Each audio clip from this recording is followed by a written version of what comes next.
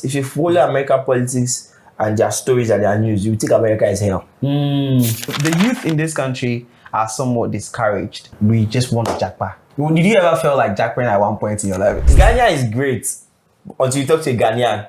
And they're like, hey, you don't know what you're talking about. Exactly. The apartment building we built, Yeah. a yearly rent is 90 million. What? 90 million. No way. Yeah, I'm 27. I'll be 27 in August. I feel you like If you study hard in school, you'll be like Dangote. Wow. And it's stuck in your head. Yes, it did. Though I later found that that's not exactly true. I noticed that most investors, they buy investment property like they're living there. So they're like, oh, this house is not comfortable for me. We didn't build it for you. Like, that's the truth. Hello guys, welcome back again to another amazing episode. And as you guys already know, we are here in Nigeria, Lagos, viewing some properties, interviewing developers, building homes for families. And today I do have here one gentleman, very smart young entrepreneur.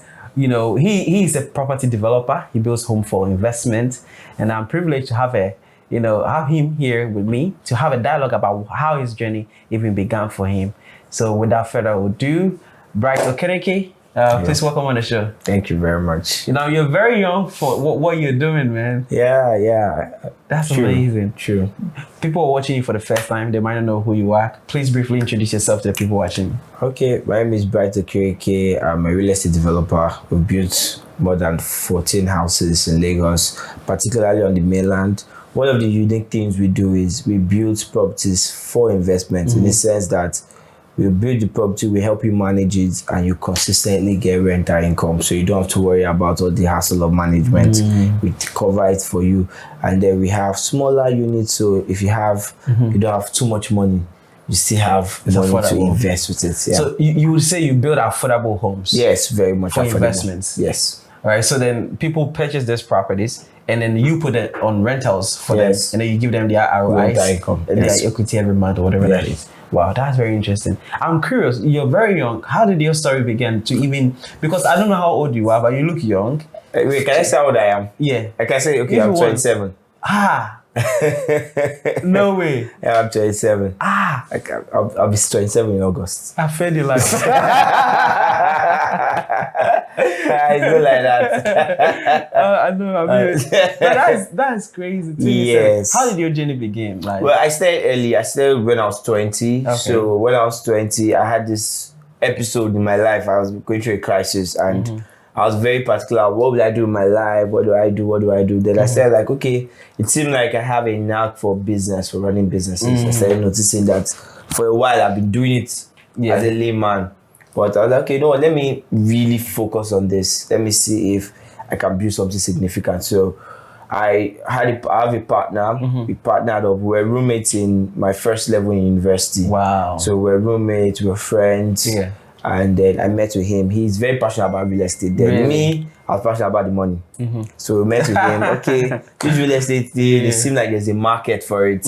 Let's start by helping students get hostels.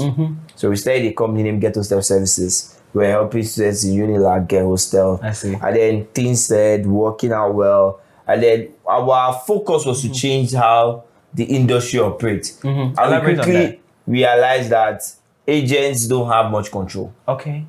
So when you're an agent, they give you property, you don't have any control to how the property looks, how they are rented, the prices they are rented at, you don't have any control.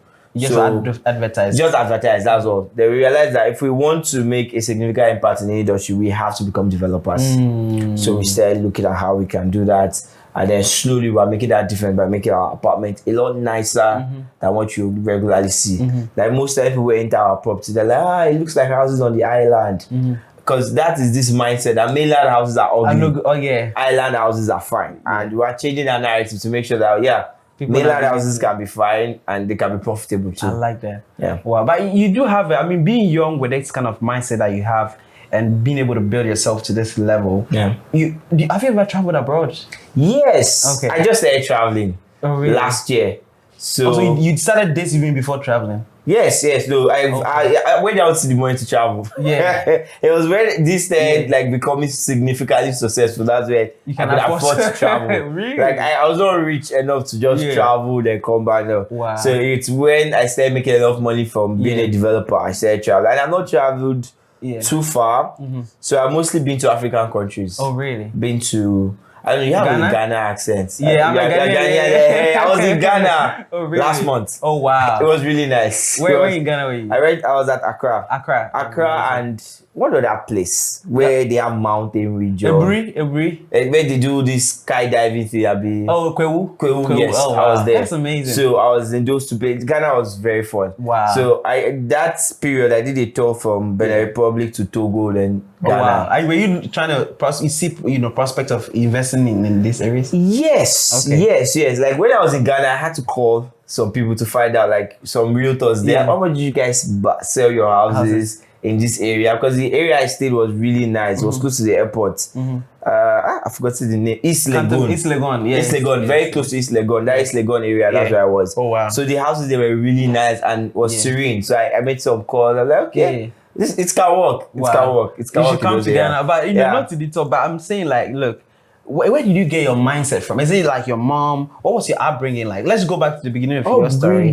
Wow. Because look, trust me, like 20 years starting thinking about real estate at 20 years old, trust me, I was not thinking about real estate. Okay. So obviously you do have a different environment that puts you in that mindset of believing it's possible and even starting that for yourself. So let's just go back a little bit, not too deep. Not too deep, exactly. Because when you say how I grew up, it's like just a little bit. I think while you are speaking, I realized that maybe I'll say my dad. Yeah, my dad was sold pipe dreams to me, so it was in my ears a lot. So whenever like a successful person does something, he comes to me like, if you read hard, you're going to be like this guy. Wow. I remember one time I wasn't doing well in school, and then I think Dangote. I think he went public with one of his companies, or he did something very similar. I was in the papers and people were talking about him. And my dad came to me and said, you can be like Dangote. I'm like, And his story was, if you study hard in school, you'll be like Dangote. Wow. And it stuck in your head. Yes, it did. I put all my work, all my thoughts, like if I do well in school, though I later found out that's not exactly true. that's not how it works. But it made me have this confidence that I could do it. So another thing, when it comes to real estate, when we started, I wasn't particular about real estate. It was my partner. My partner has been obsessed with properties. So what made me met him to talk about real estate was when we were in year one. Then he approached me that he wanted to list a property. Okay. So he knew that I'm a guy that knows people and knows places. He met me, said, he wanted to list a property that I should help him get one. Like, okay, no problem, let's go and get.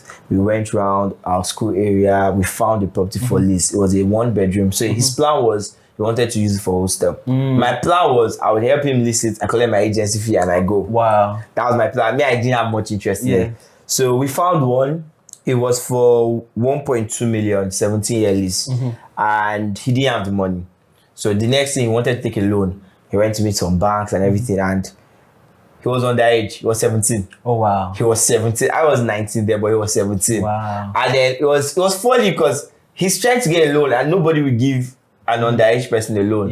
And then he met me. I'm like, okay, you are above 18. How about you go and apply? I'm like, no. 1.2 million debt at 19. Hell no. I think I was 18. I was not 19. I was 18. 1.2 million. I was like, no. So he was the one that like basically sowed that seed of real estate. Then when we now started, I now started realizing, okay, I can make good money from this. And then like there's a lot of potential here. Like we could actually make this a big thing. And then I bought into that dream and it became what it is. So what was your first project? First project, Cambridge Apartments. Okay. It's a property in Jibo side in Fadi. So also mainland. Okay. Yes. So because we came from Unilag, we had a lot of experience here. We've been to the island. We had a short, like a year, 2020, we're on the island and we didn't see much success there. And then we started looking back and like, okay, look at where we came from. There's a lot of room to grow here. And there's not a lot of developers doing things here.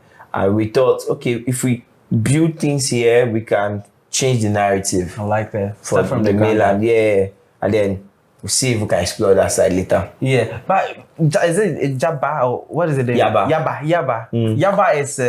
I mean, look. You'd go to Makoko, you'd go to Unilag. Yeah. You see the environment. Why would you choose? I mean, you said obviously there's a market here, but let's talk about the nitty gritty of it. Why is it making sense for a developer like yourself to choose a location like this to situate this property? The advantages of it. Yeah, this thing with Yaba is very central.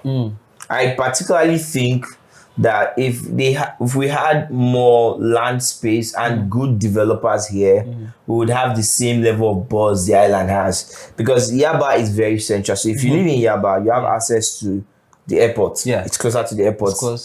It's close to the island. It's close to Ikeja, which is the capital of the state.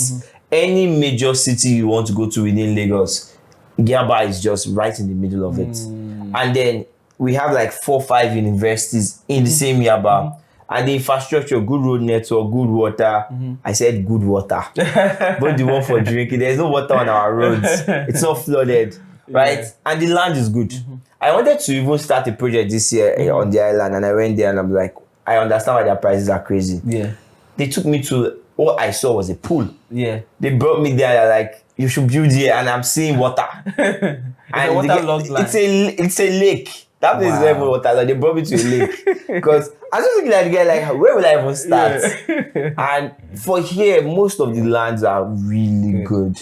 They are really good. And even the cost of construction is a lot less than there. And then Nigeria has young population. We have a very large young, we're mostly young. And it seems like there's nobody catering to housing for them. Like what we it's mostly only building for big men. For big men, exactly. Like 2 bedroom, 3 bed. That's like if you check, we only do studio 1 bed mostly.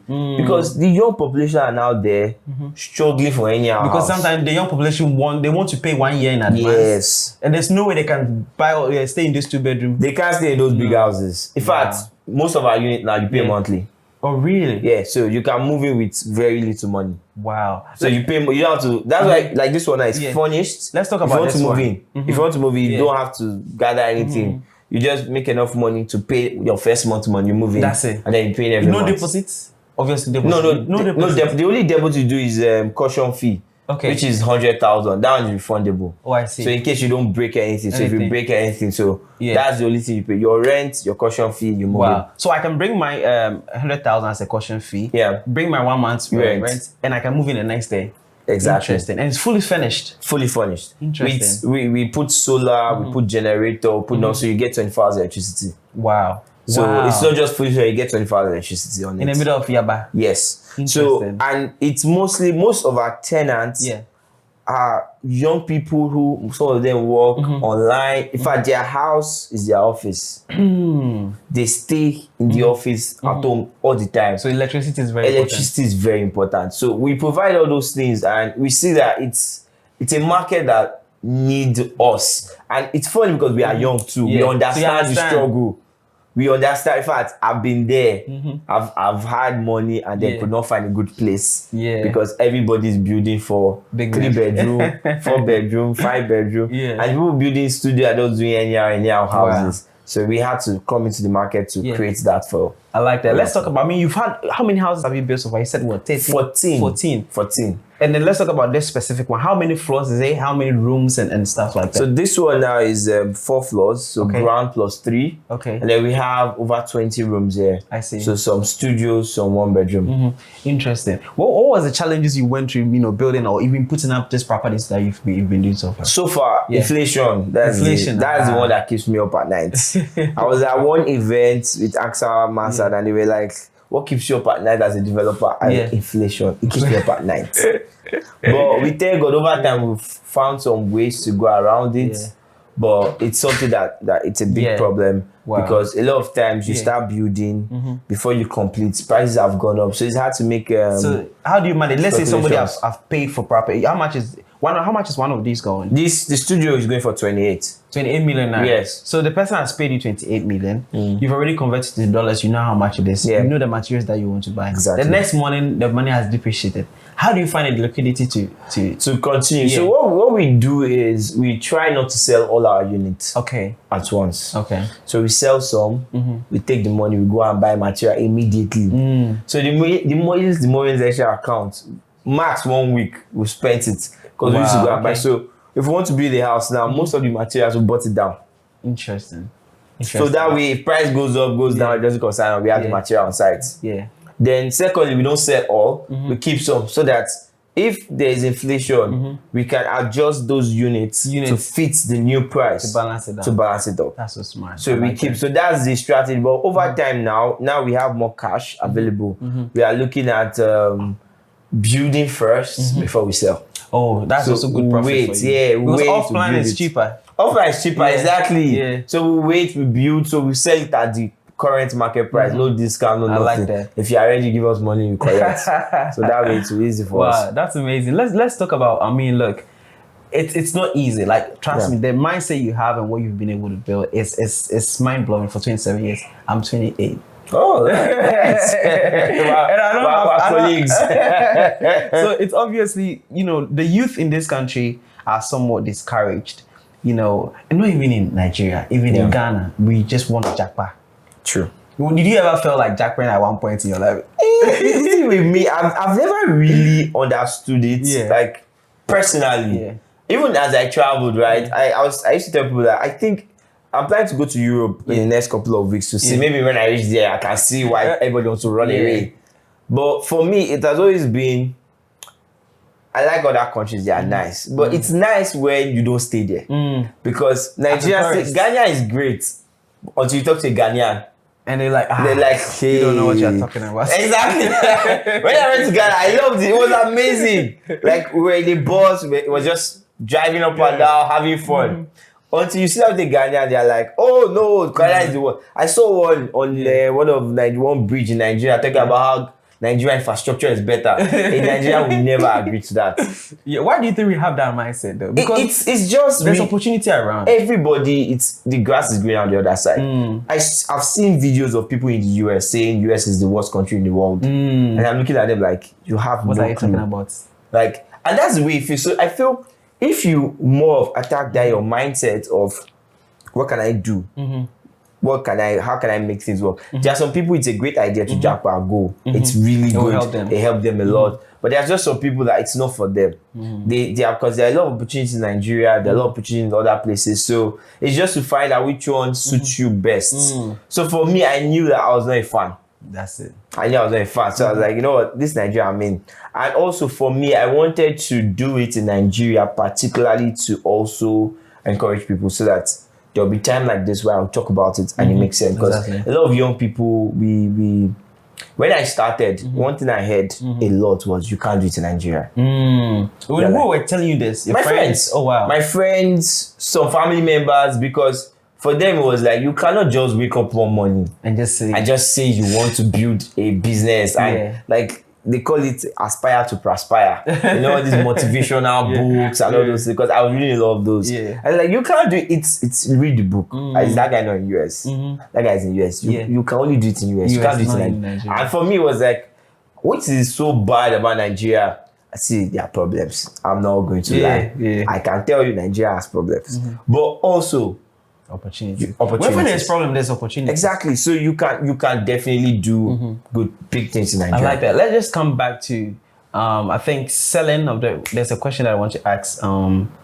The selling of it. Because I found out that you do sell it. Yeah. So example, if I want to buy this one that we're sitting in here, I pay my 28 million, and then I hand it over to you, and then you manage it. I want you to be able to break that down, the whole process of me even buying it, my ROIs, how long will I get my money back? Okay, yes. So for this particular apartment, right, there are two major reasons people buy units. One is capital gains, where you buy at 28, you sell at the higher price later. One of our previous project leads we sold it last year. There are some people that bought 11.5, some people bought 13. Now they are selling for 22, 20. So they just were, let me buy and sell later. Fast deal. Now there is the ROI part. Like this particular one, now you buy for 28, we rent it out. We give around 300,000 a month to you. Okay. It's not fixed. It's going to be minimum of 300,000. So over time it grows. It grows. It grows from 300, 350, 400. And in next 4 years, you see that you're making a lot more money. When before we usually have properties for lease. In 2021, I sold a property to a client, a studio like this, but not furnished. I sold it to him for 3 million. Okay. I went to the place, he bought 2. 3 million, 20 years lease. So only for 20 years. We have some projects like that. You're only for 20 years. Okay. And I went to meet his manager, and I asked her, how much did you make in February? Yeah. And she was like, the 2 units, 800,000.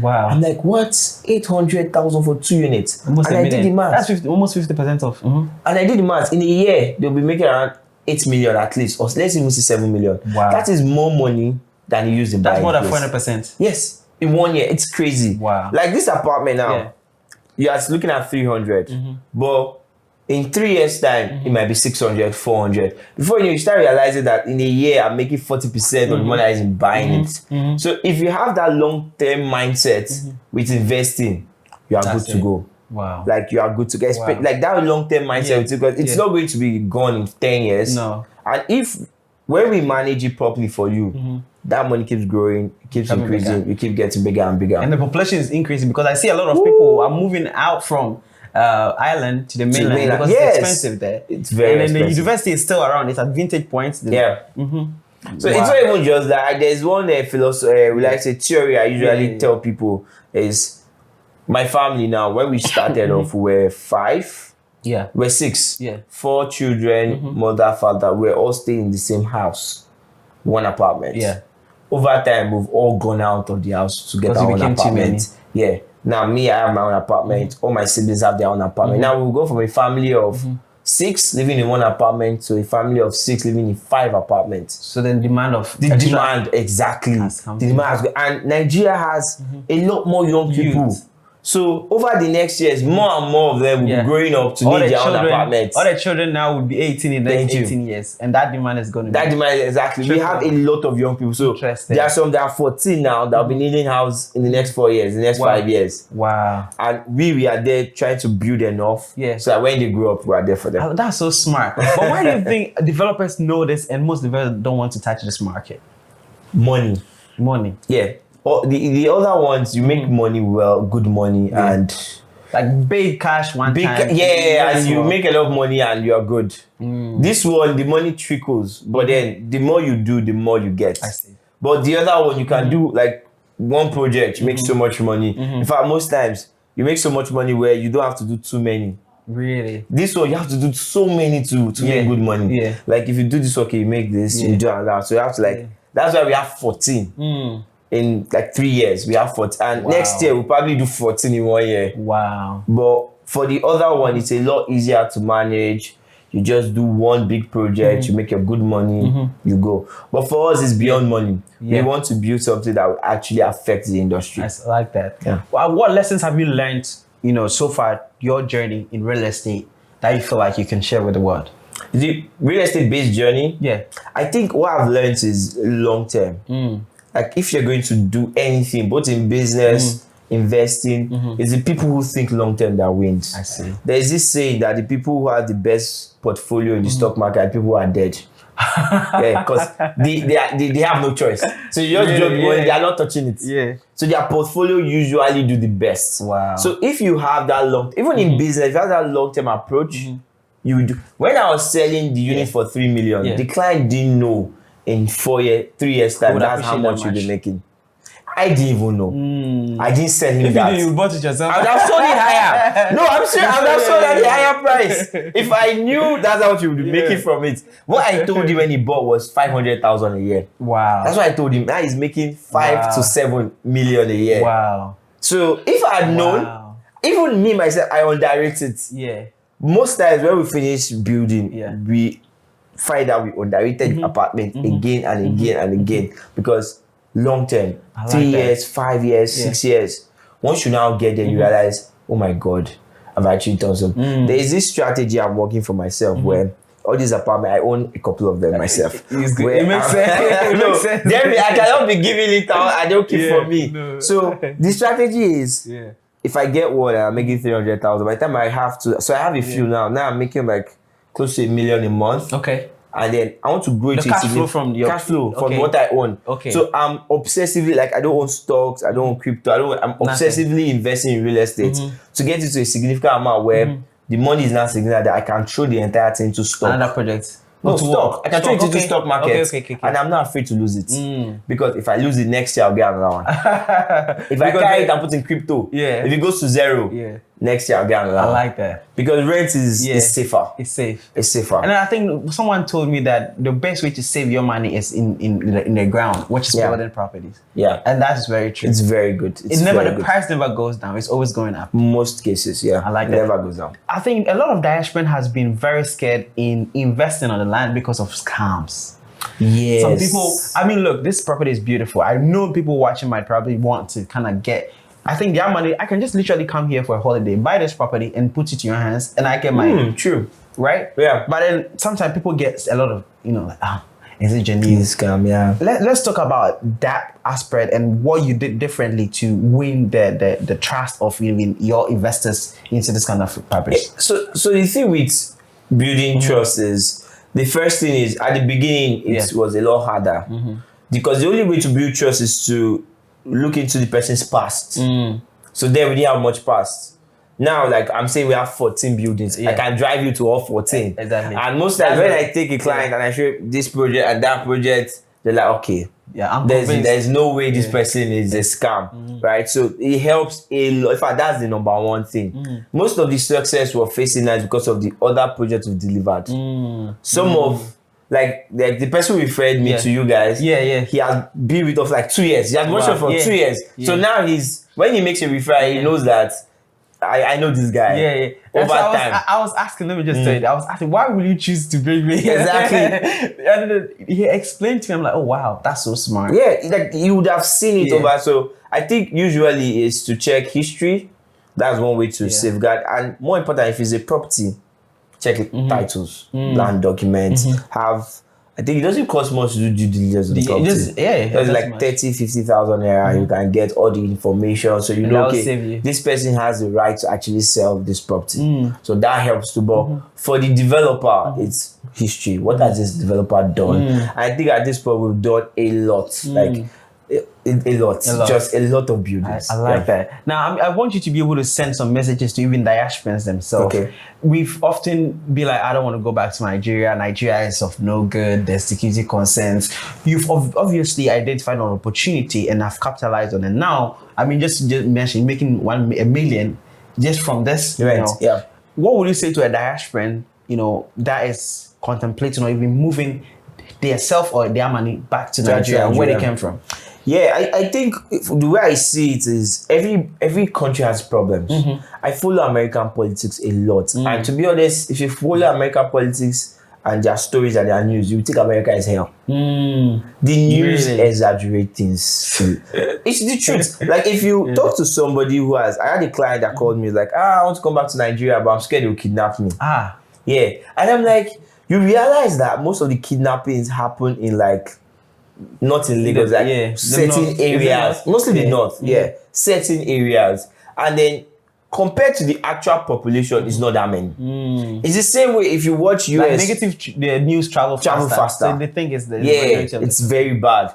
Like if you watch US news, right, you would think that they are shooting everybody on the streets. I remember one time they gave a star. I asked somebody, how many black people do you think the police shot a year in US for this year? And the person was like 50, 100, 1,000. It was 12. Oh wow. It was 12.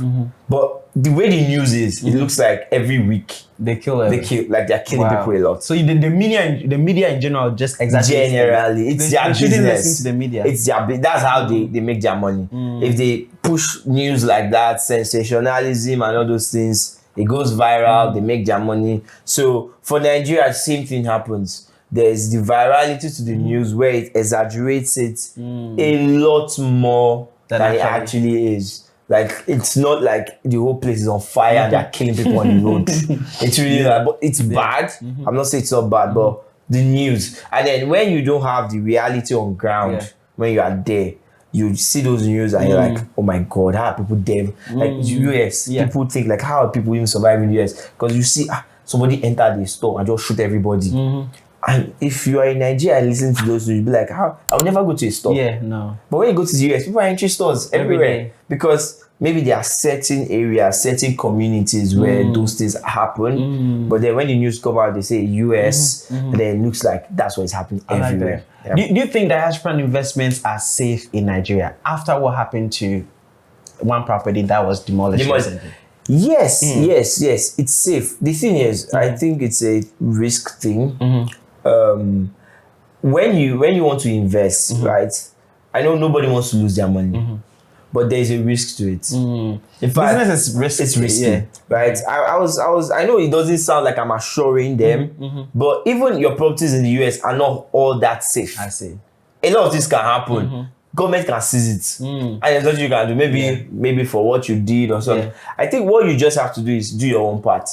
Make sure you've confirmed everything. And most times, I'll tell you, most of the properties demolished, the people know. The people know what they did. They are aware. The people who buy, maybe they didn't do proper due diligence. I like that. I want you to send third best advice to investors considering investing in Nigeria market, even Lagos. Okay. Three best advice. One, most important, think long term. Any investment you want to do, think about it like, okay, what would this look like in 5 years? Will this make sense in 5 years? Will I be able to keep this going in the next 5 years? Two is do your due diligence. Like check the land documents particularly, okay? What is the title? Who bought to who? Gave to who? And I think the last one is stop looking for shiny things. That one is so important. People buy based on. I know, like it's. I use it in my marketing too, but look beyond the shiny things. For example, right? I was talking to my team today. I was like, one of the buildings we did last year. Yeah, we built it. We sold it for 450 million. Okay. The whole apartment complex, right? We sold it to different people. Each person bought a unit, but the whole apartment was sold for 450 million. The same last year, you'd use that 450 million to buy a house in Lekki, and it would be maybe a 5-bedroom duplex. That's it. Or maybe a 6-bedroom or 7-bedroom. Now, that 6-bedroom duplex rents for about 10 million or 15 million a year. The apartment building we built, yearly rent is 90 million. Yearly rent is 90 million. What? 90 million. I was just like, it doesn't. It sounds very unrealistic, but it's actually what it is. But most people will see the apartment building and just like, nah. It's okay. That's what I'm thinking, you know. They just say, nah, they'll go for those fancy ones. And then they're like, that is an investment. Yes, it's an investment, but what are your returns like? How much are you actually making? So follow the money more and not... Yeah, like ignore all the fanciness and actually look at the money. Because the money is really good. And that's what every investor or every business it's and the funny thing is, the value appreciation to what is there. Now, if you want to sell those units, you can look at it's so beautiful.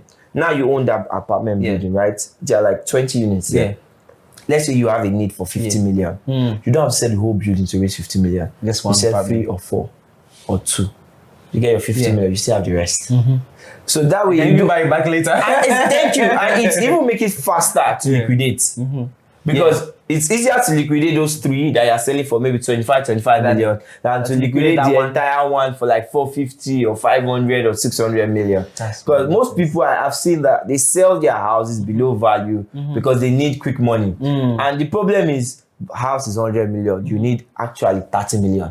But because you can't sell your house in parts, you have to sell the whole 100 million. But when you have a whole building and you have parts, you can sell a part. Like now, if I need money, I don't need to sell my entire portfolio. I just said a part. A part of it. I still have the rest. I get the money I need to do what I want to do. It makes more economical sense to buy this kind of, do this kind of investment than just buying one mansion. Because an extension of that do not fast. I noticed that most investors, they buy investment property like they're living there.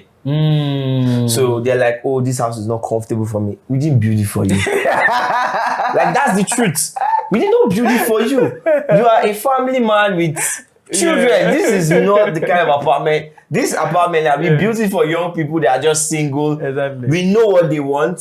They're like, oh, you need to put two car park. I'm like, you're assuming they have cars.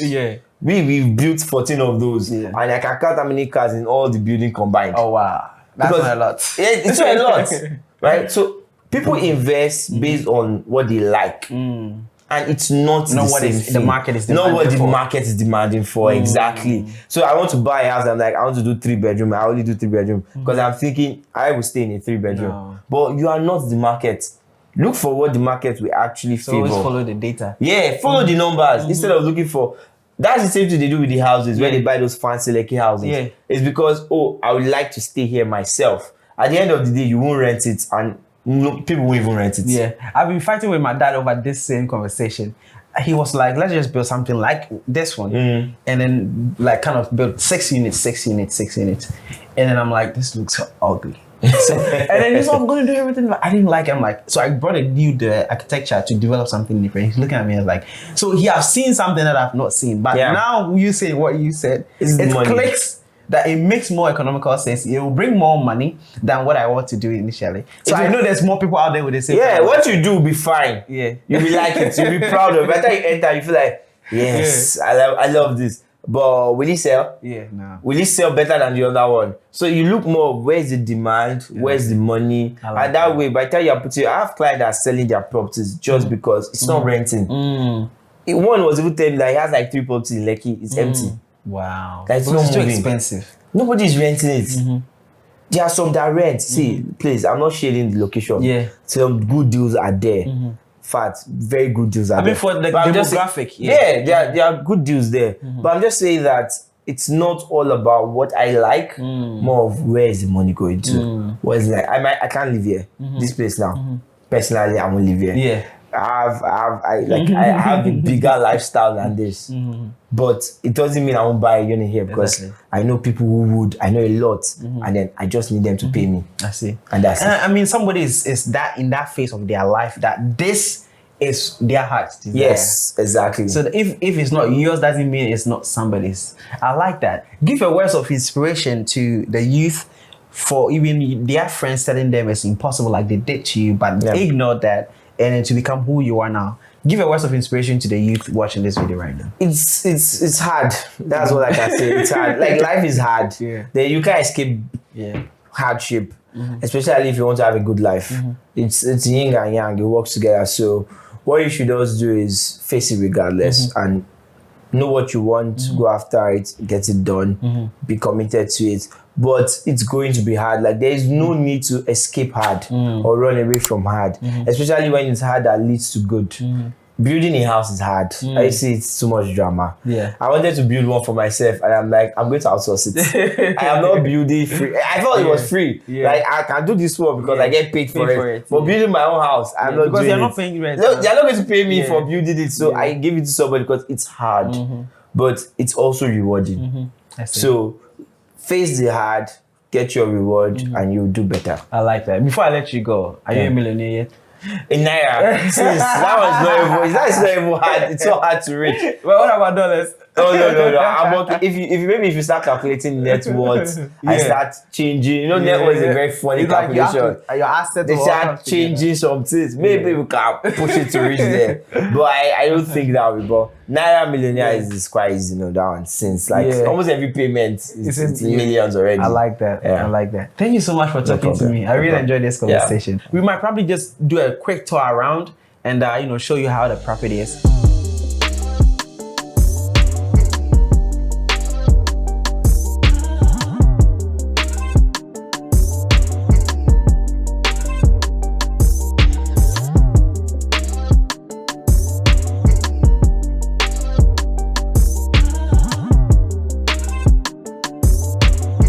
So this is the 1-bedroom apartment. Okay. So let me show you the parlor. So we'll see how some work we are doing here. Okay. We're already furnishing it. So the apartment comes fully furnished. Okay. So our goal is with to a make TV sure and everything. TV and everything comes with the apartment. So our goal is to make sure that when someone is moving in, they don't have to bring anything. Also, the investor too, as they buy, that's it. We'll just go straight and start remitting rent to them. Okay. So we're going to put TV, couch, table and chair. Though this particular apartment is almost ready. This is one of our stage units so that you can have a picture of what it looks like. So this is the parlor. Okay. And then the living room, and this is the bedroom. I see. So this is what the bedroom looks like. You guys, let's come in. So we still have some things left here. Okay. Like the wardrobe is not here. They're still constructing the wardrobe. Okay. So this is what a sample will look like. So it's to paint a picture for the investor what they should expect. Especially since we're also going to be furnishing units. Okay. Yeah, good. I like it. It's minimalist? Yes, you are not doing too much. Yeah. Just enough to look nice. Yeah. So you said how many rooms are on the floor? 4.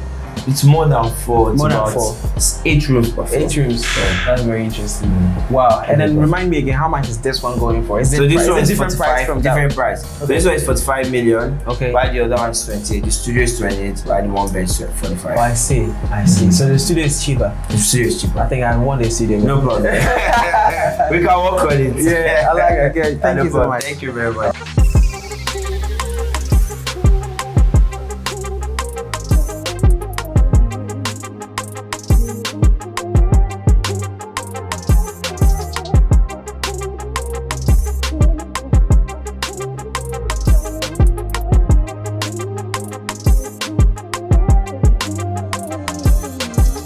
Okay, do you have a regret? Do I have a regret? Yeah.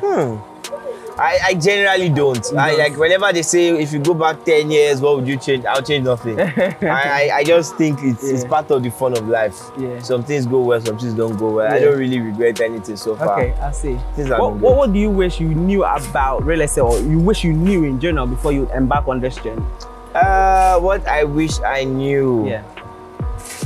If there's any particular thing, I wish I had gotten a lot more mentorship. Mentorship. Okay. Yeah, it's something that's very big to my heart. Like I wish I had a lot more direct mentorship because when I started off, I had to rely on watching YouTube videos that are mostly Americans. I see. So I wish I had that. If I had that, I think it would have shortened my journey. Because now at where I am, I'm trying my best to mentor people, and I've seen how it made their journey faster. I see. So what it took me 5 years to do, I see them do it in 2. I see. Because I'm there to let them know, okay, don't do this, don't do this. So I wish I had that, and regardless, I thank God for what I have. I like that. So you do have another property? Yes. In Surulere? In Surulere, yes. Talk to me about it. So that what we call a Leeds apartment. Okay. So it doesn't come furnished like this, but it's really good. It's in the heart of Surulere. Okay. And Surulere has this vibe. People like Surulere. Most of the clients, when they're watching, they grew up in Surulere. Really? So Surulere used to be the Lekki of those days. And this particular one, we're doing the same thing. Yeah. But this time you can choose. Okay. You can choose to stay there. You can choose to put a friend there. You can also choose to put it out for rent. I see. Where you can be getting rental income too from the one in Surulere. Okay. So we have studio apartment and 1-bedroom apartment. Okay. The studio apartment is going for 25. Okay. While the 1-bedroom is going for 42 million. Okay, 25 million. 25 for studio, 42 Okay. for 1-bedroom. Interesting. Yeah. Wow. Talk to me about the other. Is there any other properties available apart from? No, just those two. Just Okay. those two. I And see. all of them, we have 24 hours electricity, Okay. solar and gen, and then we also have smart home functions. Okay. So Oh, wow. you have your smart door where you use your thumbprint to open, another smart home function like the Alexa thing in your house. I see. Yeah. I see. Yeah. How many jobs would you say you've been able to create with this development you've been working Wow. on So full-time employment, we have, I think, over 30, maybe between 30 to 35 full-time staffs. Okay. Then contracts, we have about 100. Okay. Because we have multiple sites where there are construction going, and per site we might have close to 20 people working. Wow. So we have over 100 contract staff. That's amazing. Yeah. What are you proud the most if you look back to what you've been able to create? Well, I think it's the people. The people. The people, like it's amazing the impact we've had on both the people and the industry generally. I would say for a fact that since we started building on the mainland, the standard has gone up because of us. Because most times when people build, they do anyhow, but we set a new standard where a lot of other developers now follow, and then they look at it like, okay, I'll make my houses better than theirs. And it creates this like a competition that is very good for the industry.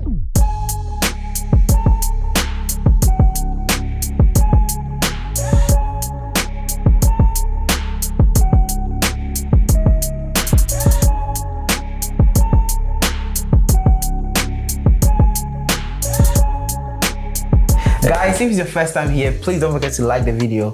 Comment down below what you love about this conversation. Share to friends and family so they also benefit. And listen, the real estate market here in Nigeria is crazy, and this is just the beginning. It makes more economical sense. It makes sense. You'll be missing out if you don't, capitalize on that. And yeah, I'm going to leave every link in the description if you want to even get this property for yourself. Reach out, to them, or in the description. Also, Ciso Global is the partner for this video. Reach out to Ciso Global. They'll even book a private viewing for you, or even virtual, if you can't make it here. So yeah, if you do have any other message you want to give to the people, you can just message us and we'll work with you. Thank you so much for watching. It's been an amazing one. All right, let's say bye bye to the people. Thank you very much. All right, hope to see you soon. Thank you. Sure.